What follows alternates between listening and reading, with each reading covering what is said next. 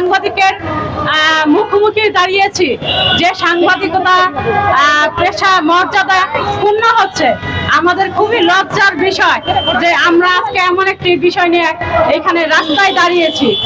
আমাদের নারী সাংবাদিকতার পক্ষ থেকে আমি বলতে চাই, ওই পতিত সাংবাদিকের বহিষ্কার করা হোক।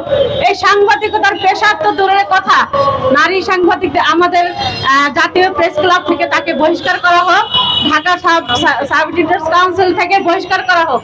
এই ইমনকে আমরা দেখতে চাই না এই সাংবাদিকতার পেশায়। আমরা সরকারের কাছে জোর আবেদন জানাচ্ছি, আজকের এই বিষয়টি যদি সরকার পর্যন্ত পৌঁছায় তাহলে মাননীয় প্রধানমন্ত্রী আপনার কাছে আবেদন, আমাদের এই মানসিক হয়রানি থেকে, আমাদের বাচ্চাদের উজ্জ্বল ভবিষ্যৎ কামনার্থে আমাদেরকে মুক্তি দিন, এই মানসিক নির্যাতন থেকে মুক্তি দিন। আপনিই পারেন একমাত্র আমাদেরকে এই অবস্থা থেকে উত্তরণ করাতে। এবং আমরা সাইবার কমিটিতে সবাই যারা আছেন তাদেরকে ব্যবস্থা নেওয়ার জন্য অনুরোধ জানাচ্ছি।